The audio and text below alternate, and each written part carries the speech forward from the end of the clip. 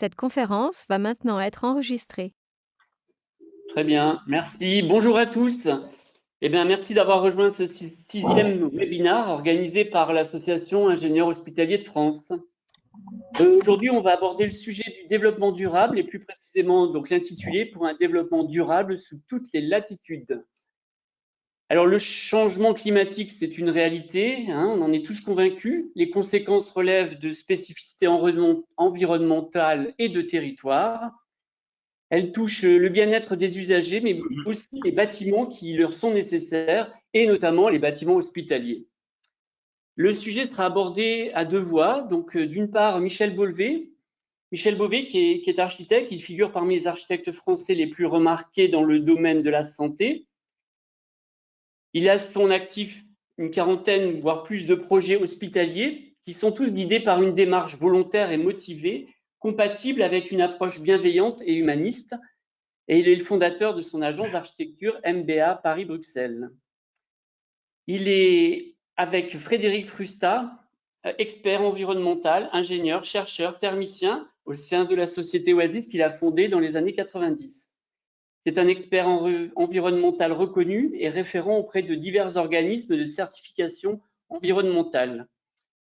Il recherche vraiment les combinaisons pertinentes du développement durable avec les spécificités du monde de la santé. Alors, d'une façon pratique, je vous invite à faire part de vos questions à travers le chat et je ferai la restitution en fin d'intervention. Eh bien, Michel et Frédéric, je vais vous laisser la parole pour les 40 prochaines minutes. J'ai envie de dire, emmenez-nous en voyage. J'ai vu les diapositives, j'ai vu quelques images qui sont assez sympathiques. Et en cette période où c'est vrai que le confinement nous oblige à rester cloîtrés, ça va nous faire du bien. À vous la parole.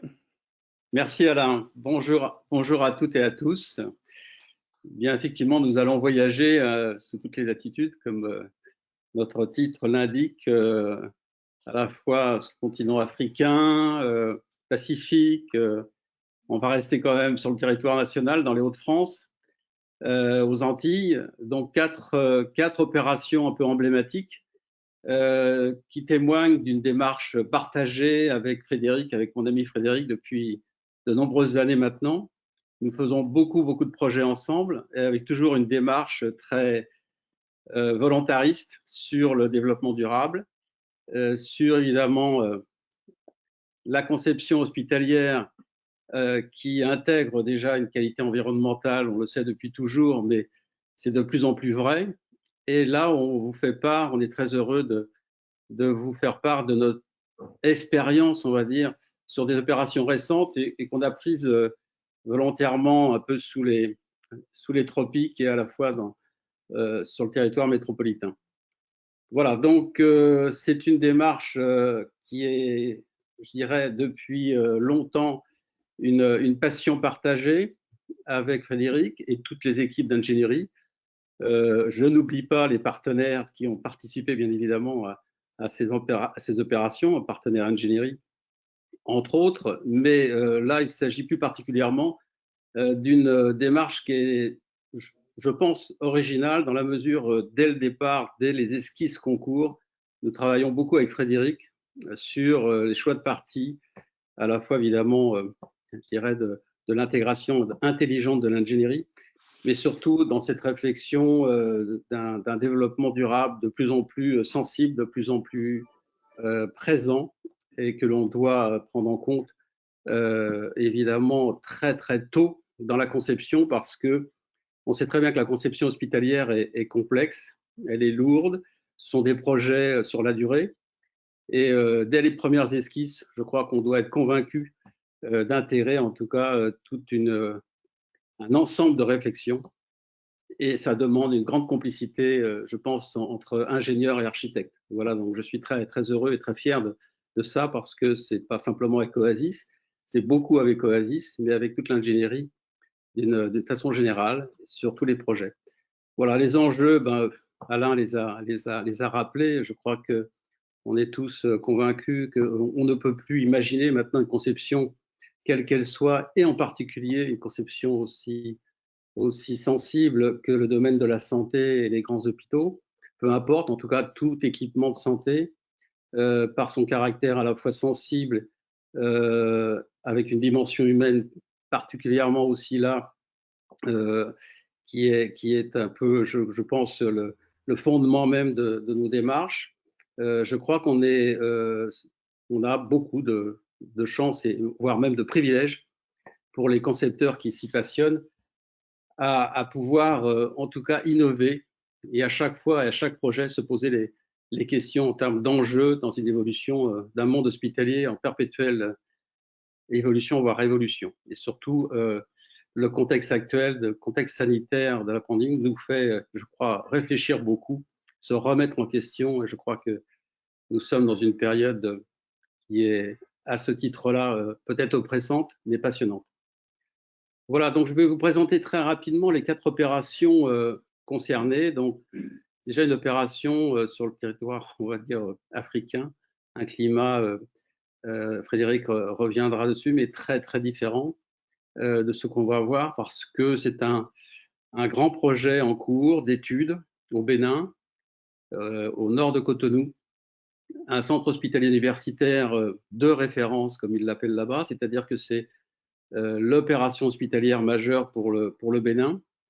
Nous avons eu le bonheur d'avoir cette opération que nous traitons avec Bouygues International, qui va être l'opérateur constructeur. Donc, c'est un montage un peu qui pourrait s'apparenter à de la conception-réalisation. Mais pas tout à fait, c'est un montage original et voulu par le Bénin. Voilà l'opération dans son ensemble. Elle est au stade presque je dirais, du stade projet, APD projet. C'est une démarche, encore une fois, export, donc on ne peut pas s'assimiler complètement au mode à la française, mais cette opération verra son activité à partir de fin 2023. Nous avons une mission complète avec les équipements, y compris les premiers consommables. Donc une mission évidemment pratiquement clé en main. Donc c'est une opération absolument un peu hors du commun. Voilà. Donc l'autre opération qu'on voudrait vous présenter, là on revient sur notre territoire, dans les Hauts-de-France, c'est le nouvel hôpital de Lens, qui est une opération également très importante, avec toutes les activités MCO. Nous sommes là sur une opération très originale au sens, on va dire, des ambitions du maître d'ouvrage clairement exprimées dès le concours, dès son programme, avec une volonté de mettre la barre très très haute sur 2 axes, le développement durable justement, et le développement de l'hôpital numérique, digital, avec une volonté d'être situé parmi les plus hauts dans les degrés, je dirais, du numérique. Donc on fait appel à des nouvelles technologies extrêmement variées qui touchent à la fois évidemment la prise en charge des patients, dossiers patients, la logistique, la transitique, la géolocalisation, absolument toutes les disciplines. Je crois pour ceux qui connaissent un peu ce développement du digital dans le monde hospitalier, au niveau 7, c'est-à-dire le plus haut, nous avons un partenaire, LeaderHealth, qui nous a beaucoup aidé avec, je dirais, à essayer de pouvoir trouver les bons axes et le bon équilibre dans l'opération pour être dans une opération à la fois cohérente, mais le développement durable était aussi un point très très fort voulu par la maîtrise d'ouvrage. Voilà, bon, l'image, on y reviendra, de ce centre hospitalier qui va démarrer en chantier à la fin de l'année, si tout va bien, au niveau de l'appel d'offres. Voilà, nous sommes en train de préparer le dossier de consultation des entreprises. Ensuite, une opération Caraïbes. Là, on va sur la Guadeloupe, une opération qui n'est pas du tout MCO, mais un centre de gérontologie, de réadaptation, de soins de suite, partagé avec le CHU de Pointe-à-Pitre, du reste. C'est une opération très emblématique pour la Guadeloupe. C'est la plus grosse opération de gérontologie sur un terrain absolument magnifique. Et cette opération, là aussi, elle est originale parce que vous verrez, il y avait une expression très, très, très forte du maître d'ouvrage sur la qualité environnementale, sur la certification. Et avec Frédéric, nous avons proposé effectivement non seulement d'y répondre, mais voire de faire une opération un peu exceptionnelle avec la climatisation solaire. Il y reviendra pour vous expliquer tout ça. Voilà l'image de cette opération qui est une opération qui s'étale sur 700 mètres de long, un principe de village avec des maisonnées en fonction des activités, avec un cœur de village pour toutes évidemment les activités, les ateliers, les animations, la réadaptation. Enfin, voilà, donc on bénéficie d'un site absolument exceptionnel. Ensuite, voilà, dernière opération qu'on va vous présenter. Là aussi, on voyage et on va passer de l'autre côté, et la tête en bas, si j'ose dire, l'autre côté du globe. Océan Pacifique avec Nouméa, Nouvelle-Calédonie, une opération exceptionnelle que j'ai eu le bonheur de gagner en 2007. En 2007, si ma mémoire est bonne. On a mis presque 10 ans entre la conception et la réalisation. C'était une opération difficile pour la réaliser justement aussi loin de nos bases. Ça a fait l'objet d'une consultation, genre dialogue compétitif, un peu, je dirais, à la mode calédonienne, qu'on a inventé complètement avec le gouvernement. C'était le gouvernement de la Calédonie qui était maître d'ouvrage et l'hôpital territorial utilisateur. Ça a été une expérience à la fois humaine et professionnelle extraordinaire, hors du commun. C'est un hôpital complet associé à l'Institut Pasteur et avec un centre de cancérologie. Voilà le site absolument magnifique, entre montagne qui est vers moi, si je veux dire, derrière nous, et puis le lagon. C'est un site sublime qui, le Médipôle, c'est son nom, démarrait une grande ZAC, une des plus grandes ZAC de France, 3000 logements. J'ai participé du reste à l'urbanisme de cette ZAC, du fait que le Médipôle, après le concours, son master plan, que je n'avais pas tout à fait respecté, le master plan d'origine, donc ça a remanié, si j'ose dire, la configuration de cette grande urbanisation du nord de Nouméa, au bord du lagon et de la mangrove. Là aussi, nous avons eu une action de protection naturelle de la mangrove qui était au départ, en tout cas, remblayée, imaginée en remblaiement, et évidemment, elle a été conservée, protégée, et voilà. Donc, ça a fait partie aussi de nos missions dans le cadre de cette réflexion sur l'environnement et le développement durable. Voilà les 4 opérations. Frédéric maintenant va vous les reprendre une par une et vous donner les caractéristiques principales des techniques et des axes de recherche et d'innovation que nous avons souhaités sur ces 4 opérations emblématiques. Merci Michel. Alors après le rêve et le voyage provoqué par les images et le discours, on va revenir un petit peu à de la technique et de la technique et de l'architecture de détail. Et donc, je vais essayer de vous présenter rapidement déjà la philosophie générale qui nous anime avec Michel quand on travaille ensemble, et comme il vous l'a précisé, on travaille très souvent ensemble. Cette philosophie générale, elle nous amène à tenir compte vraiment du contexte précis que l'on rencontre sur chacune des opérations que l'on a la chance de traiter. Lorsque je parle de contexte, c'est évidemment le contexte climatique, ça tombe un peu sous le sens. Vous avez vu qu'on a choisi des opérations très diversifiées sur le plan climatique. Il y a de la métropole, il y a du Pacifique, il y a de la Caraïbe, il y a de l'Afrique équatoriale. Donc, tout ça, c'est très différent. Mais également, ce qui diffère très fortement, ce sont les situations à la fois économiques, sociales, sociétales de chaque territoire qui sont à prendre en compte de façon à vraiment apporter une réponse environnementale et en matière de développement durable qui soit adaptée à la situation, au contexte, aux ressources, bref, aux gens qui vont avoir à utiliser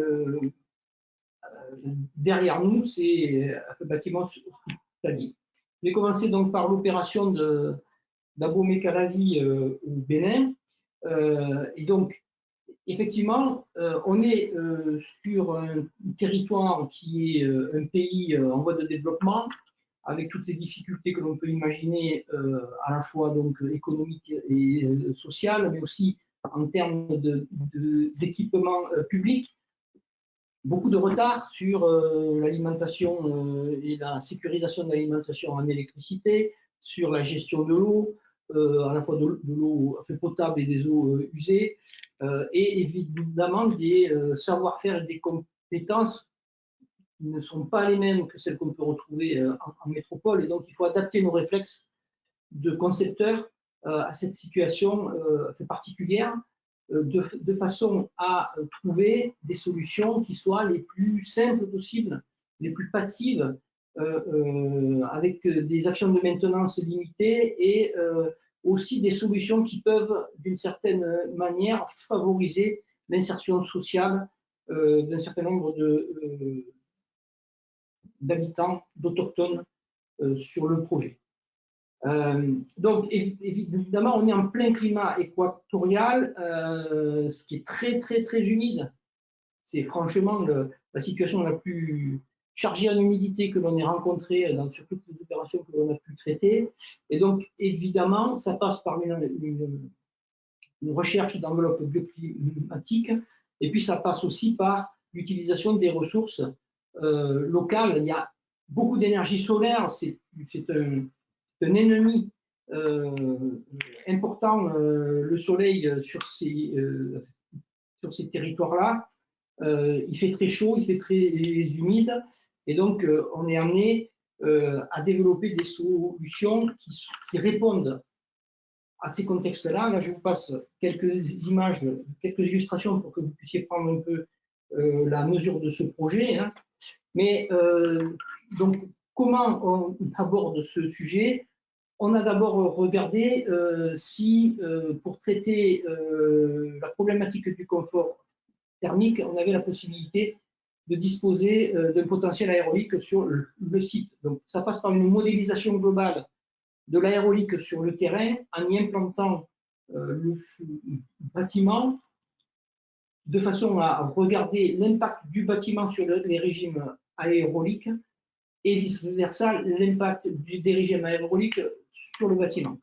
Donc, on a voulu voir si on avait la possibilité de développer un recours à la ventilation naturelle pour essayer de traiter la problématique du confort sans recourir évidemment à des solutions lourdes et classiques de climatisation pour essayer justement de rester dans des dispositifs très très simples.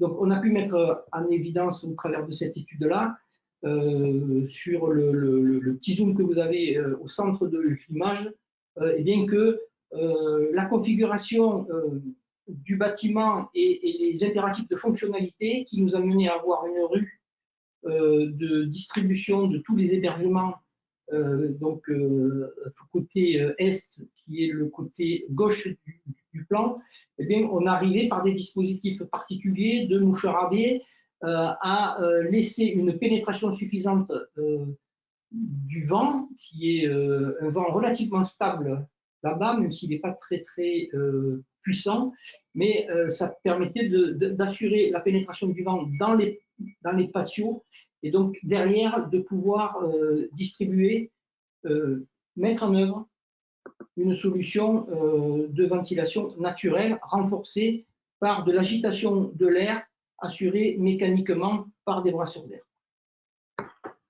C'est un petit peu ce que l'on montre ici sur cette image un peu plus expliquée. Vous voyez donc la coursive en haut de l'écran, là, en pointillé vert, et les patios et les flèches vous expliquent schématiquement comment, au travers d'une modélisation du site et donc d'une étude de CFD, hein, donc de la mécanique des fluides en 3D, eh bien, on a pu valider le concept et développer un principe donc simple qui est adapté à la problématique de la maintenance des équipements, de la technicité et de la compétence locale en termes de maintenance qu'il faut arriver à, comment dire, à optimiser sur le site. Évidemment, on est amené à mettre aussi des protections solaires très importantes pour arriver à se protéger du soleil. Ça, évidemment, c'est aussi presque une palissade, mais on le fait au travers ici de solutions simples, fixes, qui sont aussi possibles par la course du soleil qui est relativement verticale là-bas et qui nous permet donc de nous protéger efficacement au travers de solutions simples, pérennes et économiques.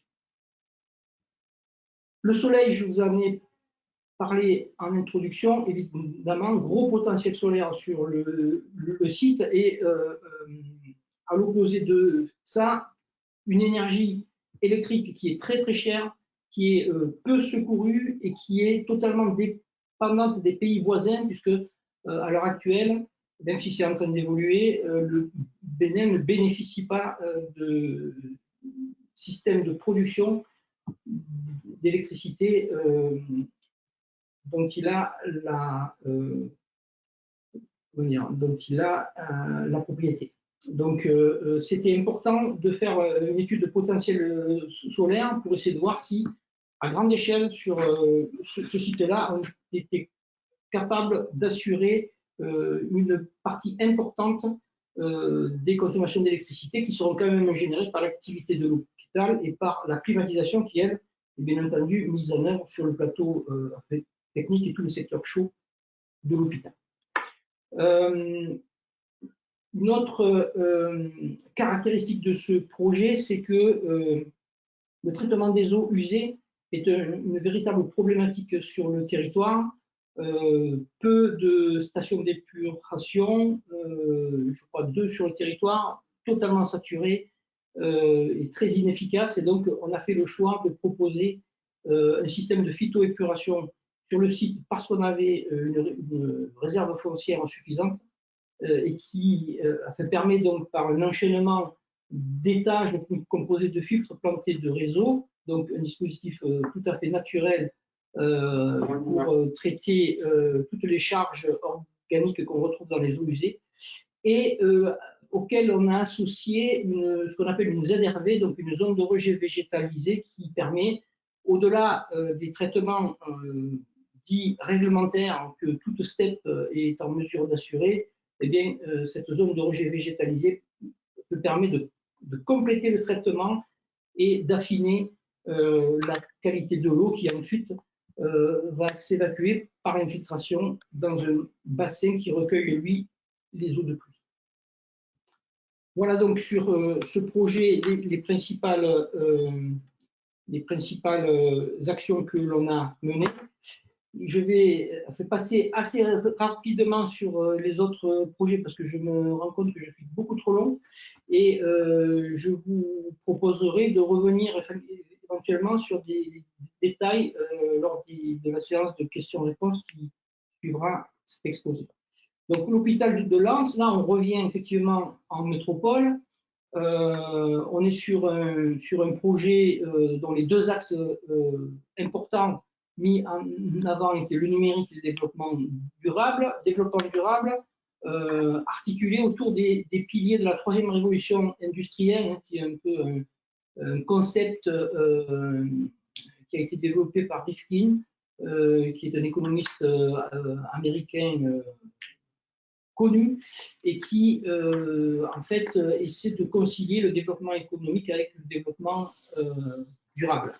Et donc, les quelques piliers que l'on a retenus, c'est évidemment, et ça reviendra sur tous les projets que l'on traite, une architecture bioclimatique, alors avec des réponses totalement différentes de celles qu'on a pu apporter sur l'opération précédente et sur les opérations qui vont suivre, puisqu'il faut s'adapter effectivement au climat et surtout à la course du soleil. Et puis, la recherche sur ce projet d'un mix énergétique vertueux. Et là, je vais préciser 2 secondes parce que c'est très important dans les centres hospitaliers métropolitains en particulier d'arriver à valoriser toutes les énergies fatales que l'on rencontre sur ces établissements-là, qui sont de plus en plus nombreuses, et le numérique va en apporter encore davantage. Et donc là, on a fait un dispositif qui valorise en priorité les énergies fatales a recours à la géothermie parce qu'on a un potentiel géothermique relativement significatif sur le site, et puis le recours au réseau de chaleur urbain qui vient en troisième position, mais qui complète bien je dirais la performance environnementale de ce mix énergétique. On arrive donc à des performances relativement élevées, hein, puisque par rapport aux indicateurs de la réglementation thermique de 2012, on est à peu près à moins 40% sur le CEP.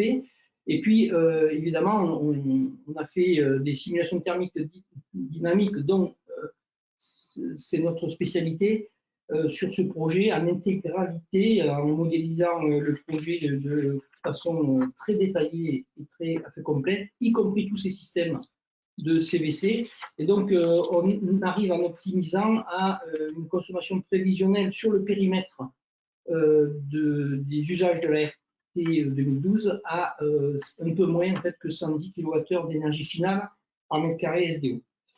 Le traitement de l'eau, c'est également une volonté très marquée du maître d'ouvrage, là aussi, à la fois sur les eaux pluviales et sur les eaux usées. Et vous verrez qu'on a développé donc, une solution avec zéro rejet en dehors de la parcelle. Donc, toutes les eaux pluviales sont traitées au niveau de la parcelle et arrivent dans un bassin d'infiltration. Et toutes les eaux usées sont traitées là aussi par un système de phytoépuration un peu différent évidemment de celui qu'on trouve sur le Bénin, mais même typologie de solution. Un recours aux matériaux biosourcés important aussi, avec une volonté d'utiliser les circuits courts, donc des matériaux soit produits, soit transformés localement, et avec une recherche d'empreinte bas carbone générale sur le projet. Une innovation à peu près, presque une innovation français, la thématique déchets, de façon à innerver tout le bâtiment d'un réseau d'évacuation des déchets qui va des lieux de production et notamment jusqu'à un lieu de stockage terminal de façon automatique. Et puis, une volonté aussi de se projeter dans l'avenir et avec des mesures conservatoires qui ont été mises en œuvre sur le projet de façon à pouvoir assurer une autonomie à l'horizon 2050 et notamment au travers de solutions prédéterminées que l'on a étudiées sous forme d'une trigénération à partir de biogaz, dont le système de déchets pneumatiques pourrait être l'une des ressources. Et puis, évidemment, là aussi, une installation photovoltaïque sur la cinquième façade qui pourrait nous permettre d'avoir une autonomie importante. Donc, voilà l'image du projet. Elle vous a été présentée très brièvement en préambule. Donc, des lignes très épurées, des protections solaires qui sont étudiées spécifiquement en fonction des orientations. Des études d'ensoleillement, là aussi détaillées avec des outils obligatoirement un peu sophistiqués qui nous permettent de regarder l'efficacité de chaque typologie de protection solaire sur chaque façade en tenant compte vraiment des ombres portées du bâtiment sur lui-même et de toutes les singularités que l'on peut trouver sur le projet. Des études d'éclairement naturel en bas à gauche de l'image qui nous permettent là aussi d'allier la performance en termes de protection solaire avec la performance en termes d'éclairage naturel, les deux étant souvent contradictoires. Donc c'est un peu ce que vous avez, ce qu'on a essayé de schématiser là sur l'image de droite, où effectivement on essaie de se protéger du soleil tout en autorisant la pénétration de la lumière naturelle de façon à ne pas avoir recours à l'éclairage artificiel.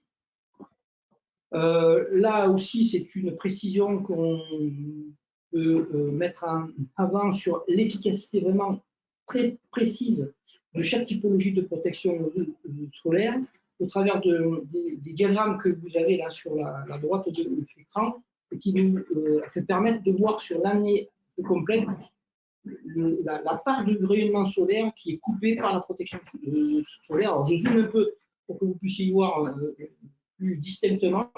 Vous avez sur ce graphique-là, devant tous les mois de l'année qui sont en ordonnée, les heures d'une journée type de chaque mois qui sont en abscisse. Et donc, on voit tout ce qui est bleu, c'est la partie qui est ombrée. C'est en fait, c'est la partie du rayonnement solaire qui est présente sur le site mais qui n'atteint pas la façade. Tout ce qui est en rouge, c'est l'inverse. Et la partie qui est en orange ici, c'est justement la partie qui est coupée. Enfin, c'est le rayonnement solaire qui est coupé par la protection solaire, donc en fonction des mois et en fonction des heures. Je reviens rapidement. Donc, le mix énergétique, eh bien, dont j'ai déjà fait parler, c'est un ensemble qui est constitué de thermofrigopompe en premier étage. Donc, la thermofrigopompe qui a fait permettre donc de transférer l'énergie, la chaleur que l'on a donc en excès dans des zones telles que les serveurs informatiques en particulier, ou tous les locaux de VDI, ou tous les locaux dans lesquels on a des appareils qui dégagent beaucoup de chaleur, les IRM, etc. Et donc de transférer cette chaleur-là vers des locaux où on a des besoins de chauffage. Et donc ensuite, quand on a cette chaleur-là qui est en excès, eh bien, on est capable d'utiliser des aquifères qui sont présents. On a à peu près 200 mètres cubes heure d'eau de nappe disponible sur le site, ce qui nous permet donc d'assurer une puissance de transfert relativement importante avec 3 puits de puisage et 2 puits de réinjection. Bon, ça c'était une image un peu sur les points forts du projet. Vous voyez ici les trois puits de puisage en point bleu et les 2 puits de réinjection en point rouge qui sont suffisamment écartés pour ne pas population, ce qu'on a validé au travers d'une étude de modélisation hydrogéologique que vous avez en bas à gauche de l'écran ici, de façon à effectivement assurer du bon fonctionnement et de la pérennité du bon fonctionnement de cette installation-là sans recirculation, y compris au bout de 15 ans d'utilisation. Les matériaux, je vous en ai là aussi parlé rapidement, du biosourcé, du local, de la pierre ponce qui là n'est pas un matériau local mais c'est un produit qui est transformé sur le plan local dans les Hauts-de-France, du lin qui est une des productions françaises les plus importantes en Picardie, etc. Et puis donc l'objectif que je vous ai déjà indiqué, c'est-à-dire zéro rejet au niveau de l'eau, ni en eau pluviale, ni en eau usée, même si on verra après que la steppe en phytoépuration aujourd'hui n'est encore qu'une option dans le projet. Voilà, des nouveaux, bien sûr, qui quadrillent les espaces extérieurs du site de façon à pouvoir collecter toutes ces eaux vers un bassin d'infiltration centrale afin donc d'assurer ce zéro rejet au niveau de la parcelle. Le centre hospitalier du Rézé, là aussi, on retraverse l'Atlantique, on va aux Caraïbes, et là, la problématique, c'était comment utiliser au maximum les ressources naturelles locales. Il y en a essentiellement 3. Il y a du soleil, beaucoup de soleil. Il y a du vent, encore plus évidemment qu'au Bénin. Là, on a des régimes d'alizé qui sont réguliers, à part un mois ou deux dans l'année où ça baisse un peu, sinon c'est une ressource vraiment très pérenne. Et puis, on a aussi beaucoup d'eau. Il pleut beaucoup en Guadeloupe, à peu près 1,5 près 80 d'eau par an. Donc on avait à disposition là des ressources importantes qu'il fallait absolument valoriser au maximum et essayer de bâtir autour de ça une conception qui en permette à la fois la valorisation et à la fois la protection quand effectivement le soleil se transforme en ennemi, là aussi, pour les conditions de confort à l'intérieur des bâtiments. Donc, trois grands axes. Encore une fois, enveloppe bioclimatique, protection solaire par rapport à la course du soleil, aux orientations, etc. C'est encore une fois le b.a.-ba de l'architecture bioclimatique. Et un recours à la ventilation naturelle et une innovation, la climatisation solaire. Voilà donc en plan masse ce que donne le site. Vous pouvez voir qu'il y a différentes maisonnées avec des orientations assez similaires pour 6 d'entre elles et relativement différentes pour une 7e. Quelques vues avec les typologies de protection solaire, des NACO, une grande avancée avec des prises de soleil efficaces pour protéger l'entrée principale. Et puis, effectivement, une cartographie de l'utilisation du potentiel solaire avec l'utilisation sur la plupart des maisonnées de surface que l'on a mis au point avec Michel pour arriver sur la gauche à mettre des dispositifs de panneaux solaires que l'on verra après pour assurer une climatisation solaire. C'est sur les bâtiments L1 et L2 qui sont donc à l'extrémité gauche.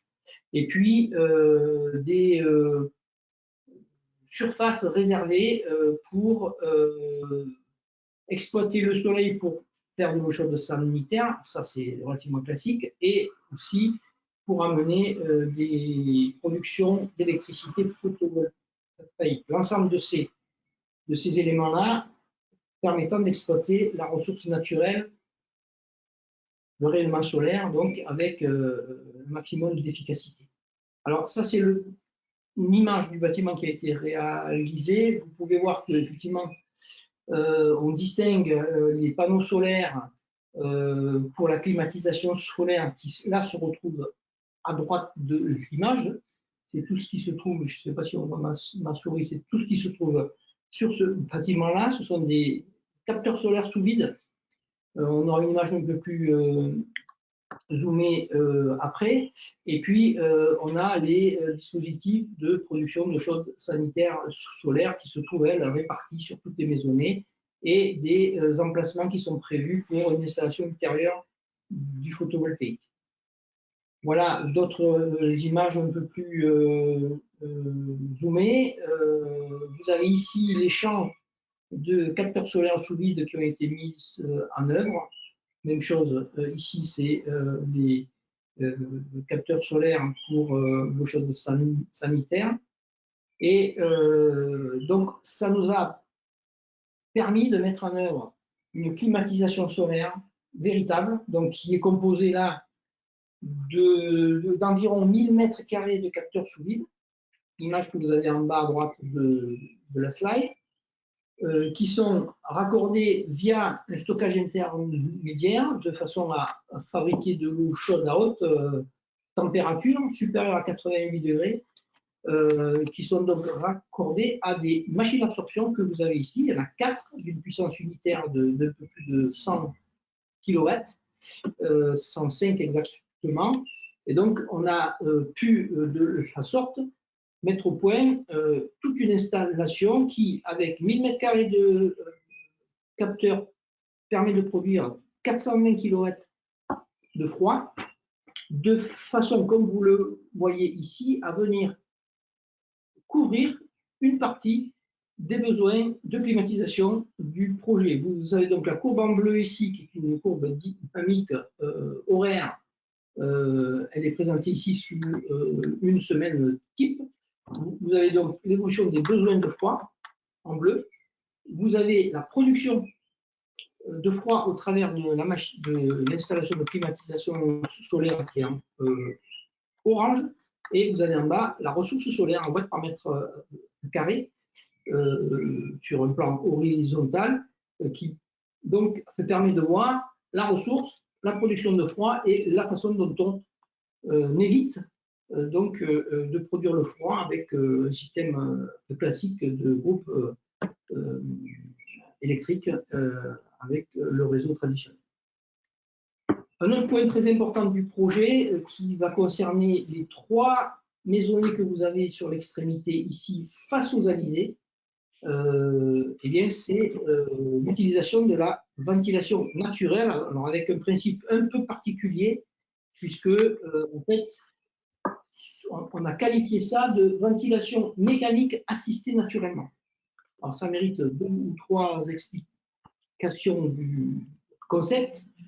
Le principe, c'est de générer à l'intérieur des locaux le confort thermique à partir simplement de l'agitation de l'air. Donc, pas de traitement, pas de rafraîchissement, encore moins de climatisation, mais une diffusion d'air qui est localisée et qui est réservée ici évidemment aux chambres d'hébergement, puisque ce sont des chambres donc, pour des EHPAD, donc avec une configuration qui n'est pas une chambre d'hébergement traditionnelle, mais avec une surface un peu plus importante et 2 lieux de stationnement des utilisateurs, le lit que vous avez ici en rose et la table autour de laquelle les résidents peuvent venir vaquer à leurs occupations. Donc, les lieux où les occupants vont se situer sont relativement bien cernés. Et donc, grâce à ça, on a la possibilité, là aussi, au travers d'études de CFD, donc, qui nous permettent de calculer la répartition volumétrique de la vitesse d'air en fonction de points de soufflage, de points de reprise, de vitesse d'éjection, de direction d'éjection. On est capable de voir quelle est la vitesse résiduelle que l'on peut obtenir à un endroit donné du volume. Donc, par ce biais-là, et ces études-là, alors là, vous avez une coupe verticale qui est en bas à droite, vous avez une coupe horizontale qui est juste à côté, avec évidemment là une échelle de vitesse qui vous permet de voir le G et donc le niveau de vitesse qui va être observé à l'endroit où les gens vont se trouver. Et vous voyez qu'on est à peu près dans les couleurs vertes qui correspondent entre 0,6 et 0,8 mètres par seconde, ce qui est suffisant pour provoquer une sensation de fraîcheur à l'endroit où les gens vont se trouver. Et donc, cette vitesse d'air, elle est assurée par une CTA, donc qui distribue de l'air non traité dans des gaines aéroliques qui alimentent elles-mêmes des microbuses particulières qui nous permettent donc d'assurer à la fois la vitesse et la portée des jets. Et pourquoi on a baptisé ça ventilation mécanique assistée naturellement? C'est qu'en fait, on a positionné les admissions d'air de ces CTA sur les pignons que vous avez ici des maisonnées de façon à venir capter les alizés, là aussi en ayant préalablement fait une étude aérolique externe des régimes de vent, comme vous le voyez sur l'image en bas à gauche. Ces alizés-là, qui sont captés sur une grande surface, sont ensuite concentrés. Je vais aller là, voilà. Les surfaces qui captent les alizés, c'est ce que vous avez ici dans le triangle que je souligne ici et que vous avez sur chaque comble. Et il y a derrière une cône de concentration de l'air qui permet d'augmenter la pression et donc de soulager le travail du ventilateur des CTA qui sont concernés. Voilà. Le principe de diffusion est très schématisé ici. On arrive par des gaines de distribution, on souffle à peu près à 1 mètre par seconde en sortie de l'use et on arrive à avoir entre 0,6 et 0,8 au niveau où les résidences se trouvent et ensuite l'air se détend naturellement par les façades. Voilà, et puis je vais essayer de terminer cette fois rapidement parce que j'étais passé largement le temps par Nouméa. Nouméa, alors là, effectivement, on traverse tout le Pacifique et puis on va aux antipodes de la métropole, quasiment. Là aussi, même démarche, quelles sont les ressources, quelles sont les contraintes, le contexte particulier de cette île, la Nouvelle-Calédonie, une île magnifique, mais qui a elle aussi ses avantages et ses inconvénients. Et donc, les axes principaux, toujours pareil, une architecture bioclimatique, mais inversée par rapport à l'hémisphère sud, dans lequel, à l'hémisphère nord, excusez-moi, dans lequel on se trouve ici. Une problématique de biodiversité très importante sur l'opération, une mangrove qui était dégradée et une volonté donc, de reconquête de cette mangrove accompagnée d'une préservation et d'une amélioration de la biodiversité. La même chose, beaucoup de soleil, des alizés, et puis un travail un peu plus technique qui a été fait sur la qualité de l'air et les conditions de confort thermique et une technique particulière de groupe frigorifique à palier magnétique de façon à augmenter de façon significative les coefficients de performance pour réduire les consommations d'électricité dues à la climatisation qui là-bas sont très fortes. Opération certifiée HQE comme la précédente que je n'ai pas citée. Le site, on vous l'a présenté.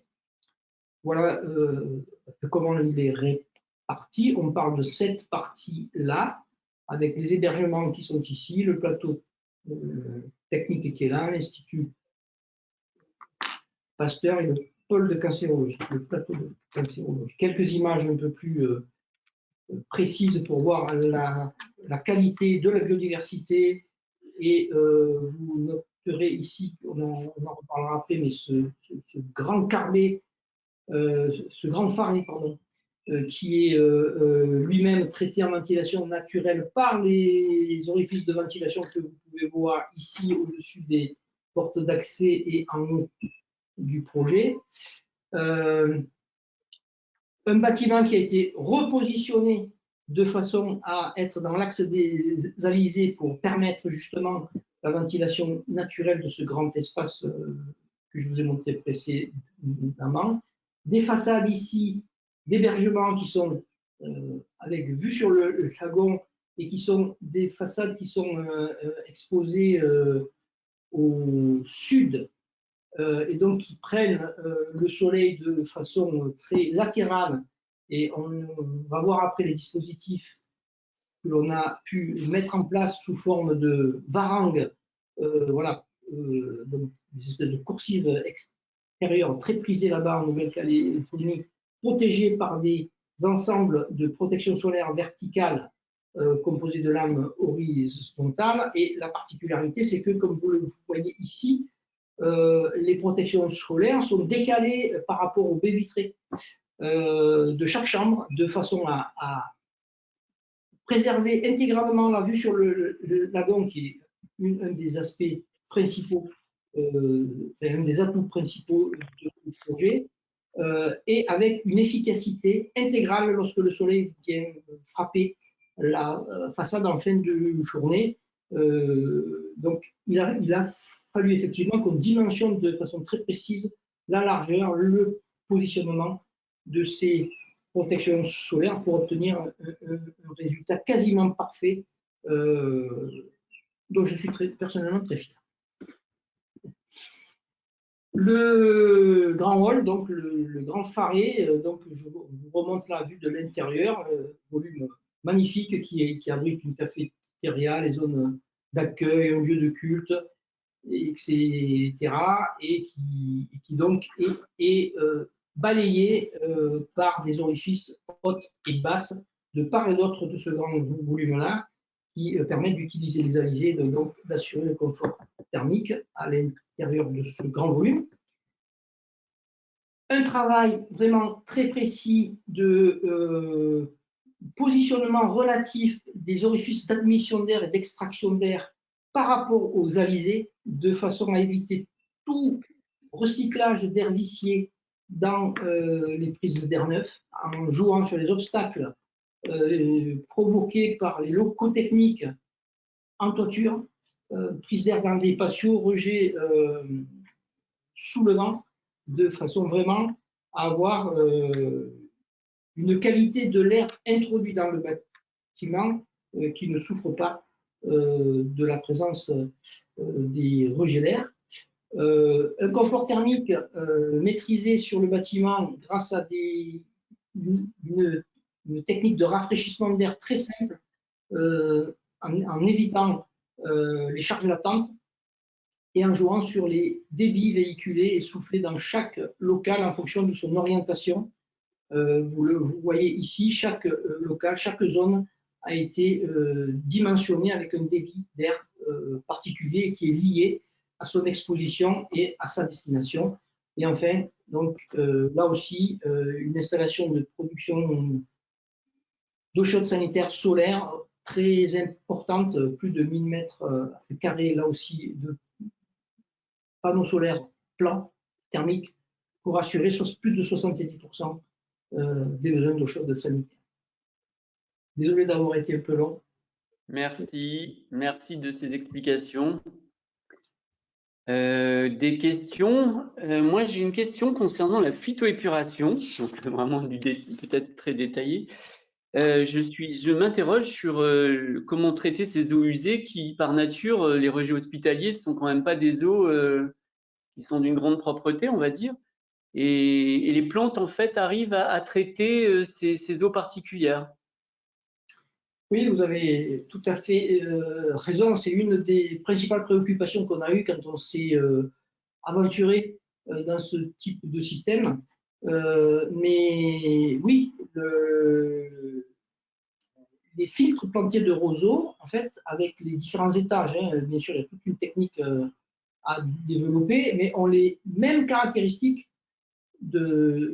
d'abattement des charges organiques que l'on trouve dans les eaux usées, même si les eaux hospitalières, effectivement, ne sont pas très sympathiques, bien, ça a la même efficacité qu'une steppe industrielle.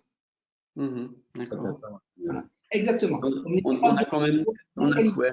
Et dans les projets que vous avez faits, donc qui sont sur le territoire, on a quand même comment dire, des comptes à rendre aux communautés urbaines, je suppose, hein, sur la qualité de l'eau.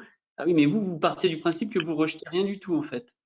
En fait, on rejette, on infiltre. Alors, soit c'est ce qui va se produire à Lens, c'est-à-dire que soit le rejet qui sort de cette steppe de phytoépuration est renvoyé dans le réseau d'eau pluviale, puisque on a une qualité d'eau qui est compatible avec celle que l'on admet dans les. D'accord. Ça vous permet aussi d'avoir des débits de chute attendus. Voilà. Soit on a ce qu'on appelle une ZRV, donc je l'ai présenté très très vite, mais c'est une zone de rejet végétalisée. Oui, vous l'avez montré tout à l'heure. Ouais. Voilà.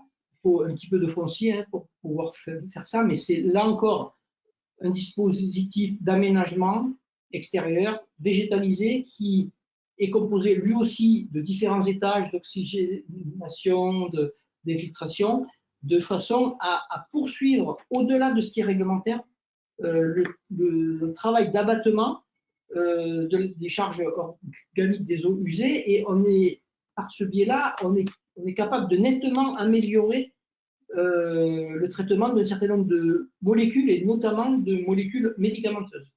D'accord. chose qui n'est absolument pas traitée par une STEP industrielle classique. Sur la question, j'ai une question sur le financement. Est-ce qu'il y a des financements particuliers donc pour les projets internationaux et des financements spécifiques pour les aspects développement durable en France et outre-mer? Je suppose qu'il y a des surcoûts d'investissement dus à ce type d'intervention, développement durable. Alors, peut-être pas sur la gestion des courants d'air, entre guillemets, mais sur le reste. Là, c'est très à la marge. Les financements, on va dire très à la marge. Alors, si on prend le Bénin très rapidement, là, on est sur un financement clé en main, qui est un financement garanti par l'État, la BPI, donc avec l'ensemble, on va dire, des prestations à la fois du bâtiment lui-même, mais tout ce que je disais tout à l'heure, tous les équipements et tous les consommables. Et là, ça a été une évaluation de l'ensemble, évidemment, de ces coûts, y compris les coûts d'études, en intégrant le développement durable, mais sans apport et sans subvention. Et là, c'est un engagement qu'on a pris et tout un équilibre, toute une recherche qu'on fait avec les ingénieurs, avec Aegis, du reste. Aegis est notre partenaire ingénierie, et avec Bouygues International. Sur les Caraïbes, on a eu, effectivement, grâce à effectivement l'ADEME, enfin une démarche, je ne m'étends pas, que Frédéric a initiée, on a réussi quand même à avoir un petit peu d'aide pour la clim solaire, parce que c'était quand même la plus grande climatisation solaire de France. Enfin, je crois que c'est encore la plus grande. Il y en a pas d'autres comme ça de cette envergure.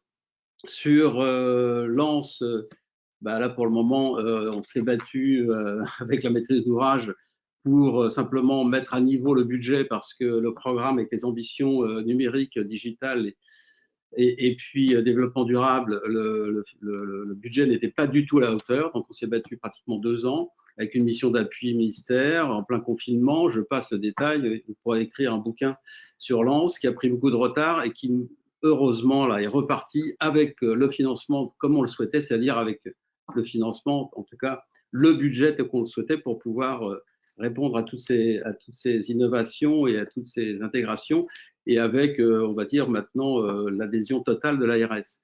Quant au projet, effectivement, sur Nouméa, là, ça a été, oui, c'était un peu différent. Le gouvernement de la Calédonie a souhaité, était très emballé par l'idée du projet, qui est le premier polybloc, je me permets de le préciser, qui est réalisé. Du reste, Pointe-à-Pitre, c'est sur le modèle Pointe-à-Pitre, c'est sur le modèle Nouméa, hein, c'est une réplique totale de Nouméa. C'est un polybloc avec effectivement tout ce qu'a expliqué Frédéric, indépendamment de l'innovation, on va dire, des organisations hospitalières, hein, par rapport au secteur, etc. Ça a été très apprécié, et ce qui a, on va dire, pratiquement incité le gouvernement de la Calédonie à aller plus loin dans la démarche. On est même, c'est le premier bâtiment, et peut-être encore le seul, enfin j'en suis pratiquement sûr, qui est aux normes parasismiques, alors que la Calédonie n'est pas classée. Mais pour donner l'exemple, voilà, donc il y a eu vraiment une belle démarche du gouvernement de la Calédonie pour aller dans notre sens, et ce qui fait que le Congrès a voté un budget complémentaire pour pouvoir assurer l'ensemble de ce grand CHT, comme on dit, l'hôpital territorial, qui là aussi au départ avait un budget qui était facilement à presque 25% de moins des premières évaluations que nous avons faites dans le cadre du concours.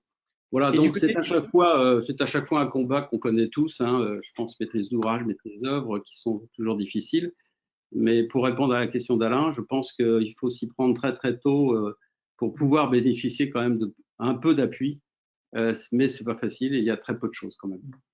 Donc le temps tourne, il y a plusieurs autres questions. Peut-être je vais sélectionner une dernière question. Vous les voyez apparaître, hein, sur la dernière question. Sur les bâtiments déjà réalisés, quelles sont les solutions imaginées qui fonctionnent bien et celles qui posent problème? Je suis très interrogatif aussi sur la maintenance de ces installations dans le temps, quoi.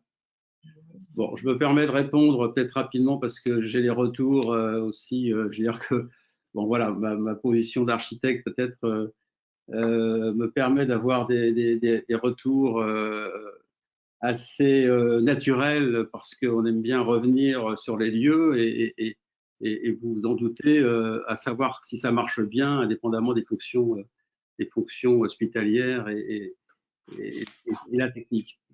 On peut dire que sur le RESET, voilà, le sentiment que j'ai, c'est que la climatisation solaire et tout ce que ça comporte comme maintenance et comme savoir-faire pour faire tourner une climatisation solaire de ce niveau, de cette envergure, ça reste encore un peu compliqué, même si une entreprise, on va dire, filiale, en tout cas faisant partie d'un groupe, d'un major, a repris la main pour essayer de faire tourner cette climatisation et ça semble réglé. Au début, ça a été un vrai problème.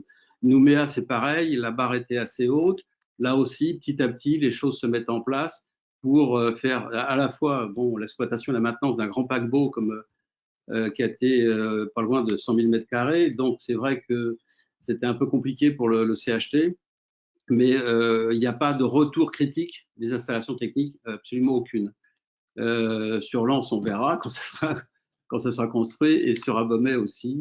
Sur Abomey, par contre, là, je me permets de dire ce que Frédéric a peut-être dit, mais en filigrane, on essaye d'avoir des techniques les plus simples possibles pour une maintenance la plus simple possible, la plus basique possible, parce que nous sommes en Afrique et que là, on sait très bien que pour entretenir ces bâtiments, pour les maintenir, après avoir visité quand même beaucoup de bâtiments avant de faire ce projet, c'est un des sujets majeurs. C'est très, très bien de faire un CHU, un hôpital universitaire, de ce niveau-là, sauf que les Béninois veulent effectivement la même chose qu'on pourrait avoir en France, sauf qu'on ne peut pas les maintenir, les entretenir, les exploiter de la même manière. Donc, il a fallu adapter toutes les techniques, et c'est ce qu'on est en train de faire avec Egis, avec Frédéric, d'adapter les techniques pour avoir, je dirais, le résultat attendu sans avoir une dégradation accélérée après livraison. Très bien, je vous remercie. Nous avons passé 1 heure ensemble. Les questions qui n'ont pas peut-être été abordées, je vous invite à prendre les coordonnées de chacun qui apparaissent à l'écran. Vous retrouverez l'enregistrement complet de cette intervention sur le site IHF. Et donc, je vous remercie, Michel et Frédéric. Merci à vous. Et j'informe, pardon, oui. Et pour la suite, donc j'informe que le prochain webinar, le 7e webinar, sera sur le Lean Design autour du projet Boréal, qui est un projet de construction de blocs opératoires, mêlant effectivement une importante série de réunions et de partage avec les futurs utilisateurs, ce qui se tiendra donc le 9 mars à 16h45. Je vous remercie et à très bientôt, au 9 mars ou plus tard. Bonne soirée à tous. Merci beaucoup. Au revoir. Au plaisir. Merci à tous et pour la qualité de cette présentation. Merci, au revoir. Merci, au revoir. Merci pour cette belle présentation. Au revoir, à bientôt. Au revoir. Merci.